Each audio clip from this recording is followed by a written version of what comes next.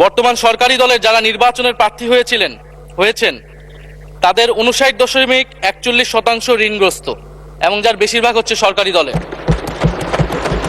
সংসদ সদস্যদের 11,000 কোটি টাকার বেশি ঋণ রয়েছে, যার অধিকাংশই সরকারি দলের।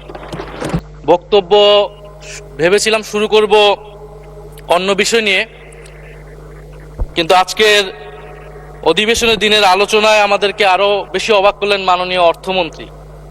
ফলে অর্থ সেক্টরের কিছু বক্তব্য দিয়ে আলোচনা শুরু করছি। আমরা যখনই ব্যাংকিং খাত বা অর্থ সেক্টরের আর্থিক খাতের কথা আসে, মাননীয় অর্থমন্ত্রী একটা বাক্যই বারবার বলেন যে বিএনপির সময়ে এরকম কোনো রেকর্ড নাই যে আর্থিক খাতে বিশৃঙ্খলা হয়েছে। উনি কিছুক্ষণ আগে অস্বীকার করলেন যে বাংলাদেশ ব্যাংকের গভর্নর একটা রাজনৈতিক নিয়োগ, তাদের দলের নির্বাচন কমিটির সদস্য, এবং তিনি এটা অস্বীকার করলেন। আমি মাননীয় স্পিকার টিআইবির একটা তথ্য আপনাদেরকে দিচ্ছি। বর্তমান সরকারি দলের যারা নির্বাচনের প্রার্থী হয়েছেন তাদের 59.41% ঋণগ্রস্ত এবং যার বেশিরভাগ হচ্ছে সরকারি দলে। সংসদ সদস্যদের 11,000 কোটি টাকার বেশি ঋণ রয়েছে, যার অধিকাংশই সরকারি দলের।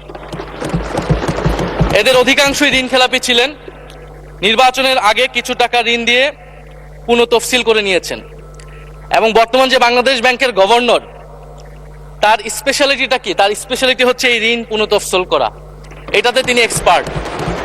ফলে তাকে বাংলাদেশ ব্যাংকের গভর্নর কেন দেওয়া হয়েছে এটা খুব পরিষ্কার মাননীয় স্পিকার।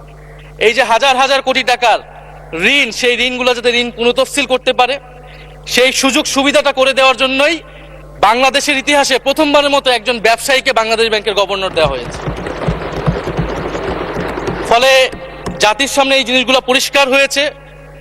এখন সামনের আর্থিক খাতে আরো নিয়োগ তারা কি বিবেচনায় দিবেন, এই জন্য আমরা তাদের উপর আর আস্থা রাখতে পারছি না মাননীয় স্পিকার।